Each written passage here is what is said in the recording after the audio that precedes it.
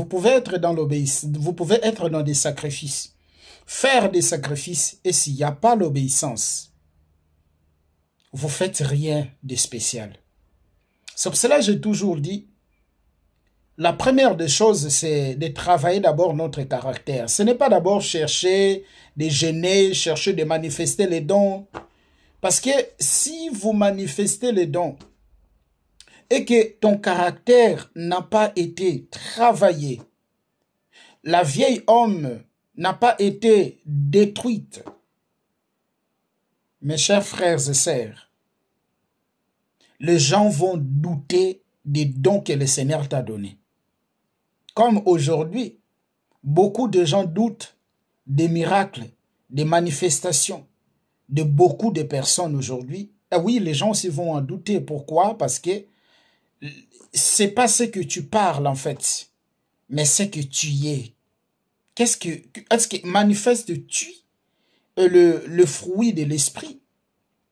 Oui, Dieu n'a pas besoin que tu vas gêner et être enfamé, et après tu descends. Et non, c'est pas ça qu'il veut en fait.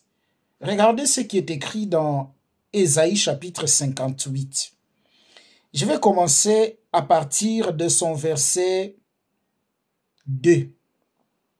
Tous les jours, ils me cherchent. Ils veulent connaître mes voies, comme une nation qui aurait pratiqué la justice et n'aurait pas abandonné la loi de son Dieu. Ils me demandent des arrêts de justice, ils désirent l'approche de Dieu. La nation d'Israël, tous les jours, ils cherchaient Dieu. Mais ils cherchaient Dieu comme une nation qui veut comprendre la parole de Dieu, une nation qui garde la parole. Or, c'est pas ça. Pourquoi ils cherchaient Dieu? On va continuer la lecture. Le verset 3. Que nous sert de gêner si tu ne le vois pas, de mortifier notre âme, si tu n'y as point égard? Voici le jour de votre gêne. Vous vous livrez à vos penchants et vous traitez durement tous vos mercenaires. Que vous sert à gêner? Parce que le jour de vos gênes, vous êtes dans la méchanceté. Vous verrez les gens qui vont aller faire la gêne, qui va les gêner, il entre dans le gêne, non, retraite de 30 jours, retraite gêne de 40 jours, mais il ou elle ne parle pas avec sa maman, il a des gens qui ne se parlent pas, il a des gens qui ne se communiquent pas. À quoi sert vos gênes alors? Ça sert à rien. Regardez le verset 4. Voici vous gênez pour disputer et vous querellez pour frapper méchamment du poing. Vous ne gênez pas comme les veilles séjours pour que votre voix soit entendue en haut. Donc, il y a les gens qui entrent en gêne. Elle est en gêne. Beaucoup, hein, surtout les gens de combat, entre guillemets, combat spirituel. Ils aiment faire des gênes. Ah non, gêne de 40 jours, gêne de 50 jours, gêne de 30 jours, gêne de 40, gêne d'Esther. Mais vous verrez que la personne qui fait la gêne là, regardez sa vie. Ça n'a rien à voir avec Jésus. Ça n'a rien à voir avec ce que la parole dit. Elle est insolente. Elle parle mal des gens. Elle voit mal partout. Elle condamne. Il y a les gens qu'elle ne se parlait pas. Il y a les gens qui ne se communiquent pas avec elle. Elle est orgueilleuse, il est orgueilleux, elle est orgueilleuse. Elle s'habille, il s'habille indécemment. Mais elle va faire jeûne de 30 jours. Elle va faire jeûne de 40 jours. À quoi sert? À quoi sert? C'est ça que Dieu est en train de parler. À quoi sert? Vous vous gênez, mais vous querellez entre vous. Vous vous gênez, vous parlez mal des autres. À quoi sert de gêne là? Est-ce que c'est ça que moi je vais? Et c'est comme cela que vous voulez que moi je puisse entendre. Voilà vos prières. Non, non, non, non, non. C'est pas ça que je vais. Maintenant, regardez le verset 5. Je suis dans Ésaïe 58. Hein. Et c'est là le gêne à quel je prends plaisir. C'est là le jeûne que je prends plaisir. Un jour où l'homme humilie son âme, courbait la tête comme un jonc, et se couche sur les sacs et de la cèdre. Et c'est là que tu appelleras un jeûne, un jour agréable à l'Éternel. Dieu dit, mais est-ce que c'est à ça que moi je prends plaisir?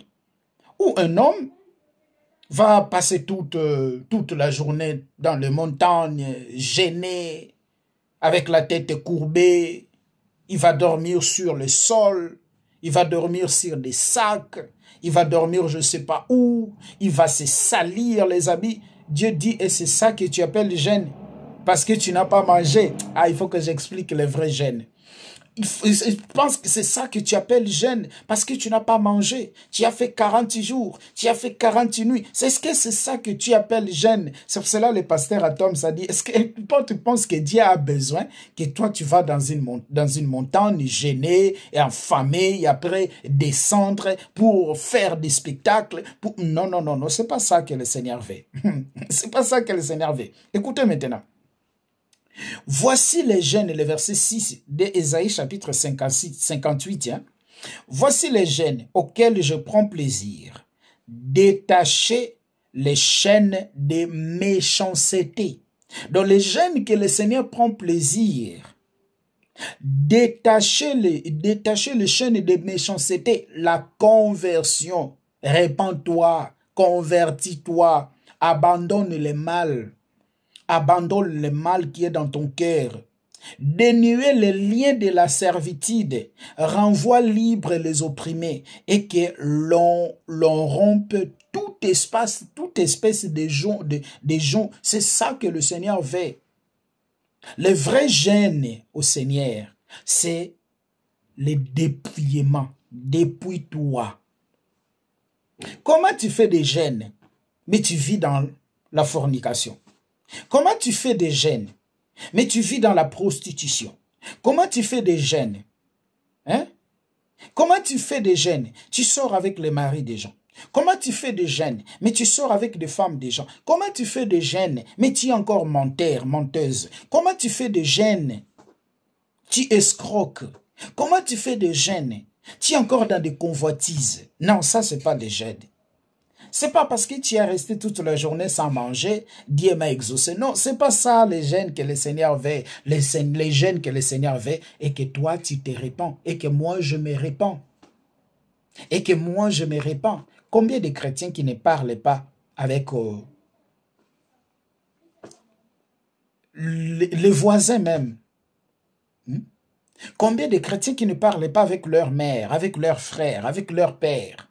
Vous verrez que ces gens-là sont forts dans des jeûnes. Sont forts dans des jeûnes. C'est pas ça que le jeûne que le Seigneur veut.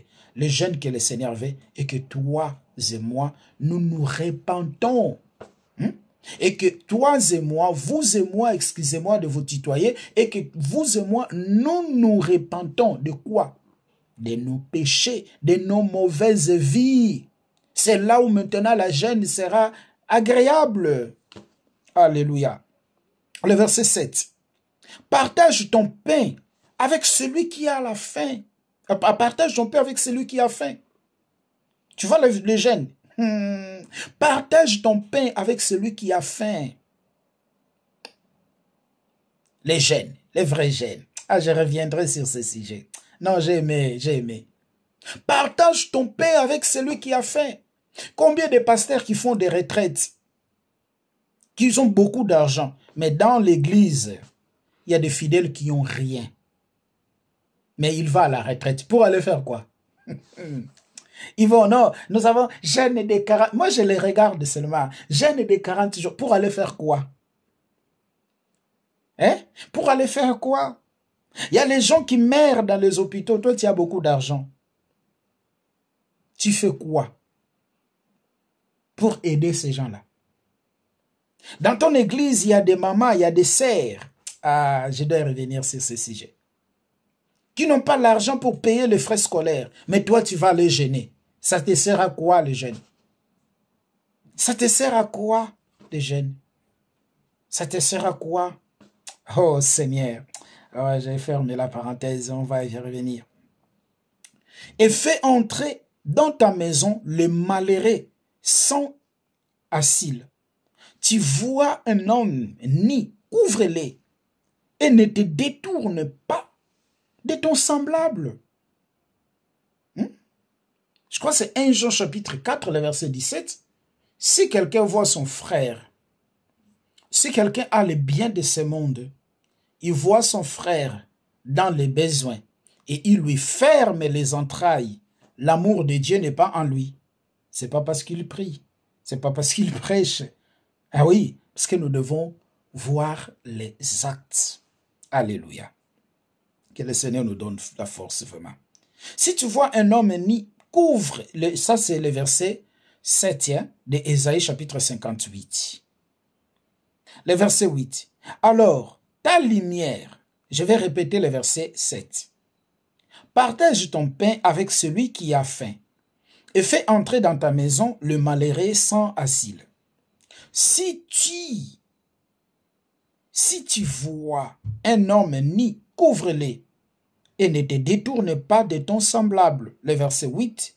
Alors ta lumière poindra comme l'aurore et ta guérison germera promptement. Ta justice marchera devant toi et la gloire de l'Éternel t'accompagnera. Tu vois? Le vrai gêne. Le verset 9. Alors tu appelleras et l'Éternel répondra. Alléluia. Tu crieras et il dira, mais voici. Et si tu t'éloignes d'humilier de toi, les joues, les gestes méchants et les discours injurieux. Le verset 10. Si tu donnes ta propre subsistance à celui qui a faim, si tu rassasies l'âme indigente, ta lumière s'élèvera sur l'obscurité et tes ténèbres seront comme le midi. Le verset 11. L'Éternel sera toujours ton guide. Il rassasiera ton âme dans le lieu aride. Il redonnera de la vigueur à tes membres. Tu seras comme un jardin arrosé, comme une source dont les eaux ne tarissent pas. Les tiens rebâtiront sur l'ancienne ruine, tu relèveras les fondements antiques, on t'appellera réparateur des brèches, celui qui restaure les chemins qui rend les pays habitables. Voilà mes chers frères et sœurs. Donc ça ne sert à rien, 30 jours, 40 jours, ah non, 21 jours de Daniel, 21 jours d'Esther, 40 jours de Moïse, même si vous allez faire 100 jours, 200 jours, 40, 400 jours, ça ne sert à rien aussi longtemps. Il n'y a pas d'abord une transformation. Il faut gêner pour ta transformation. Il faut gêner pour que tu sois transformé. Il faut gêner pour que tu sois transformé. Je reviendrai, mes chers frères et sœurs. Je vais enseigner sur la place des gènes dans la Nouvelle Alliance. La place des gènes dans la Nouvelle Alliance. On va comparer les gènes dans l'Ancienne Alliance et la Nouvelle Alliance. Et voilà, mes chers frères et sœurs, que le Seigneur Jésus-Christ vous bénisse. C'est encore une parole de l'édification, une parole d'encouragement, parce que les temps où nous sommes en train de vivre, c'est vraiment un temps difficile. Ne nous laissons pas séduire, tromper par nos philosophies, et que le Seigneur soit toujours au centre de nos vies, et que tout ce que nous allons faire soit pour la gloire de son nom. Voilà, c'est comme ce que Jean a dit, et que moi je diminue, et que lui il croisse. Voilà, nous sommes le simple serviteur. Et nos genoux, on ne peut pas les fléchir devant un être humain. Non. Lorsque Pierre, dans Actes chapitre 10, les versets 25, 26 et 27, il arriva chez Corneille. Corneille voulait se prosterner devant Pierre, mais Pierre avait refusé. Pierre avait refusé. Pierre a dit, je suis un homme comme toi. Pierre n'a pas regardé la puissance qu'il avait, l'autorité qui était en lui. Pierre n'a pas regardé que c'est à moi qu'on a donné la clé. Mais aujourd'hui, quand le Seigneur nous donne un peu de force, un peu de puissance, on nous commence de prophétiser, on commence de faire tomber les gens, on commence de guérir les gens, on devient orgueilleux. C'est nous, c'est toi que les gens doivent chercher, les gens doivent mettre les noms dans la liste pour te voir, il faut donner de l'argent pour les recevoir, il faut que les gens se prosternent devant toi, tu commences d'être appelé daddy, tu commences d'être appelé les révérends des révérends, tu commences d'être appelé le prophète des nations, tu commences d'être appelé apôtre des francophonies, tu commences d'être appelé prophète des francophonies. C'est ça en fait. C'est ça.